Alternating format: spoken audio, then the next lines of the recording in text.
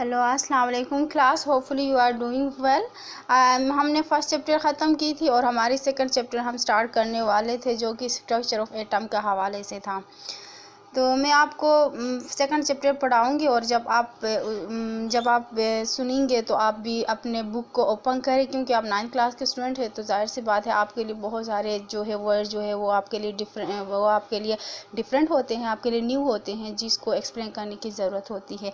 मैं बुक वाला आपके लिए रीड करती हूँ, वो लोग क्या बुक वाला रीड करती हूँ, फिर आप लोगों ने क्या करना है उसको साथ साथ देखना है आपने भी। चले स्टार्ट करते हैं इंट्रोडक्शन से, ठीक है। Ancient Greek philosopher suggest that the matter is composed of tiny invisible particle called atom। ठीक है, पहले ज़माने में एटम को कहते थे कि एक इनविजिबल पार्टिकल है जो एक टाइनी पार्टिकल इनविजिबल पार्टिकल से बने हुए हैं, कहते थे एटम को। ठीक है, तो हमारे पास बहुत सारे एग्जांपल्स हैं। हमारे पास चेयर्स है, हमारे पास वाइट बोर्ड होता है, हमारे पास डेस्क होता है। जाहिर सी बात है वो सब मैटर है जो अपने वॉल्यूम भी घेरता हो और वो अपना वेट भी रखता हो, उसे हम मैटर कहते हैं। तो वो सब चीज़ें जो है वो एक एटम से बना हुआ है कहते थे, और वो एक इनविजिबल पार्टिकल है एटम। ठीक है, the name atom was drive from a Latin word atomos meaning invisible. ठीक है, एटम असल में वर्ड जो है लैटिन से लिया गया है और वो एटॉमस उसको एटॉमस कहते हैं और उसकी मीनिंग है इनविजिबल। ठीक है, in the beginning of 19th century Jones Dalton put forward atomic theory. ठीक है, 19th सेंचुरी तक बहुत सारे साइंटिस्ट आए जिन्होंने अपने अपने आइडियाज़ दिए एटम के हवाले से।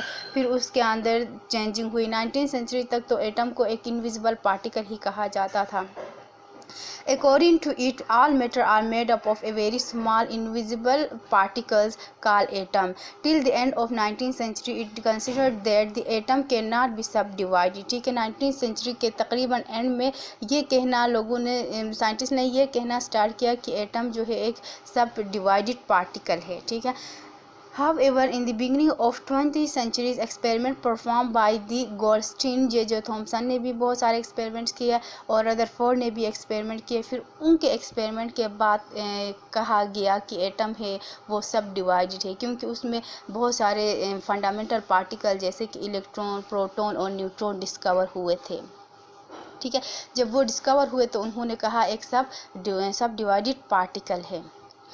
अब यहाँ पे कहना चाहते हैं कि प्रोटॉन को जो है वो गोल्डस्टीन ने इन्वेंट किया और इलेक्ट्रॉन को जे थॉमसन ने किया। असल में ये लोग बहुत सारे एक्सपेरिमेंट कर रहे थे, तो उसमें जो है इन्होंने जो है वो इलेक्ट्रॉन प्रोटॉन को डिस्कवर किए थे। अब हम डिस्कवरी ऑफ जो है इलेक्ट्रॉन पढ़ेंगे जो कि जे थॉमसन ने किया था और उसने किस तरह का एक्सपेरिमेंट किया था, वो मैं आपको अभी 1 by 1 रीड करके समझाऊंगी।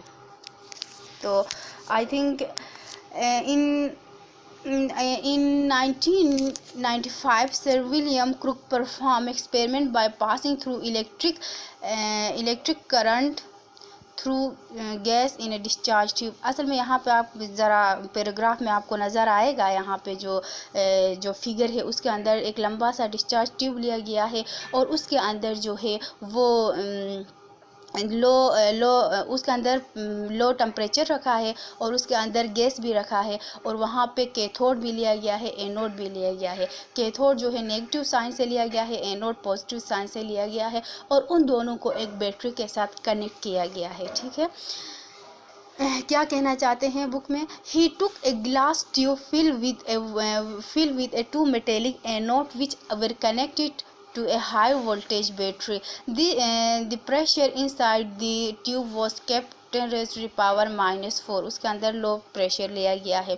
When high voltage current was passed through the gas, shining rays were emitted from the cathode which travel forward to the anode as shown in the figure. जैसे कि फिगर में भी दिखाया जाता है, फिगर में भी हम देख सकते हैं कि यहाँ पे जब उन्होंने बैटरी से करंट पास करना स्टार्ट किया ना, तब तो वहाँ पे कैथोड जो एनोड है उधर से रेजेस निकलते हैं और सीधे वो एनोड की तरफ जाते हैं। यानी नेगेटिव चार्ज से रेज निकलते हैं और वो पॉजिटिव चार्ज की तरफ जा रहे होते हैं और वो स्ट्रेट में जाते हैं, ठीक है। इसके भी रीजंस होते हैं, वो स्ट्रेट क्यों जा रहा है, वो इधर उधर बैक पीछे की तरफ क्यों नहीं जा रहा है या किसी और डायरेक्शन में क्यों नहीं जा रहा है, तो उसकी प्रॉपर्टीज़ ही कुछ इस तरह के हैं कि वो स्ट्रेट जा रहे होते हैं, ठीक है।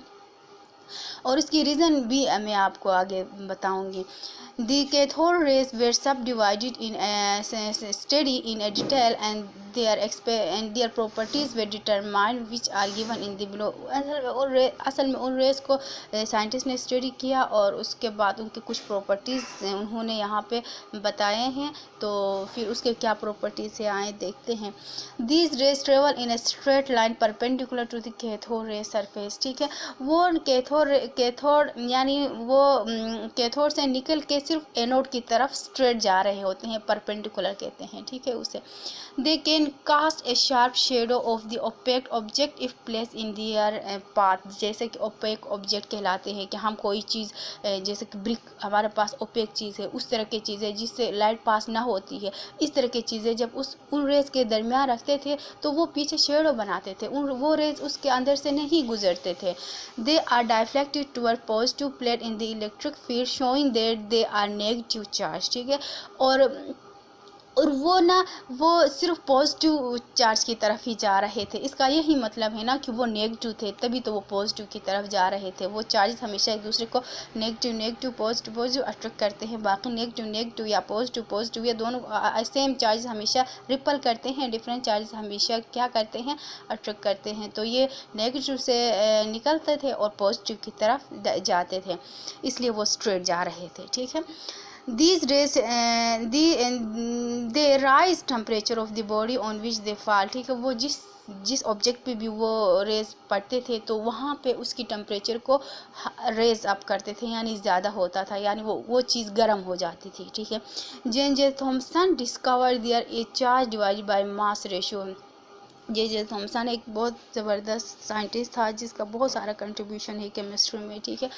तो उसने जो है वो इलेक्ट्रॉन के यानी कैथोड रेस के उसके चार्ज को अलग किया और उसको मास को अलग करके दोनों को डिवाइड करके उनके दरमियान एक रेशियो निकाला गया। Light is produce when these raise hit the walls of the discharge tube, ठीक है। जो है वो जब वो रेज जो है वो डिस्चार्ज ट्यूब के वाल से गुजरते थे तो वहाँ पे एक लाइट प्रोड्यूस होती थी। It was found that the same type of rays were emitted no matter which gas and which cathode were used in the discharge tube, ठीक है। आप ना जिस तरह की भी आप कैथोड जो आप कैथोड के तौर पे आप जो भी यूज़ करो या उस डिस्चार्ज ट्यूब के अंदर आप जो भी गैस यूज़ करो उसका कोई फ़र्क नहीं पड़ता था। आप जो भी यूज़ करो उन्होंने कैथोड रेस से रेस निकलने थे और वो सीधे जाते थे एनोड की तरफ, उनका काम यही था, वो उसका कोई उनमें इफेक्ट नहीं होता था। अगर आप दूसरा कोई डिस्चार्ज ट्यूब के अंदर गैस लेते थे तो इसका ये मतलब भी नहीं था कि वो कैथोड से निकलने के बजाय वो एनोड से निकलना स्टार्ट करे, नहीं, ऐसा नहीं होता था, तब भी तो वो कैथोड रेस से ही निकलते थे, ठीक है। ये उनके प्रॉपर्टीज थी। All these properties suggest that the nature of cathode rays is independent of the nature of the gas present in the discharge tube are a material of cathode। वही कहना चाहते हैं कि उसका कोई उस पर कोई इफेक्ट नहीं होता था। The fact is that the cast of the shadow of the opaque object suggests that these are not rays but they are fast moving particles, ठीक है। जब वो शेडो बनता था ना उससे यही उन्होंने कंक्लूड किया कि वो जो है एक रेज नहीं है, ठीक है। जो आप कैथोड रेज से निकल के एनोड की तरफ जा रहे थे वो एक रेज नहीं थे बल्कि एक फास्ट मूविंग पार्टिकल का नाम दिया गया, ठीक है।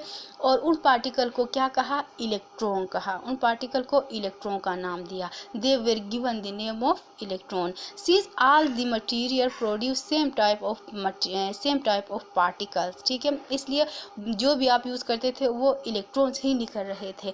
It means that all material contain electron. इसका यही मतलब है ना कि वो हर मटीरियल जो भी हम यूज़ करें उसके अंदर इलेक्ट्रॉन है। अब जिसके अंदर इलेक्ट्रॉन है, प्रोटॉन है, न्यूट्रॉन है, जाहिर सी बात है वो एटम ही उसके अंदर है, ठीक है। As we know that material are composed of atoms. इसका यही मतलब है कि एटम से बना हुआ है, ठीक है। Hence the electron are fundamental particle of atom, इसलिए कहते हैं कि इलेक्ट्रॉन जो है फंडामेंटल पार्टिकल ऑफ एटम है, ठीक है। और उसके अलावा प्रोटॉन भी है, न्यूट्रॉन भी है, और हम I think this is enough for you guys.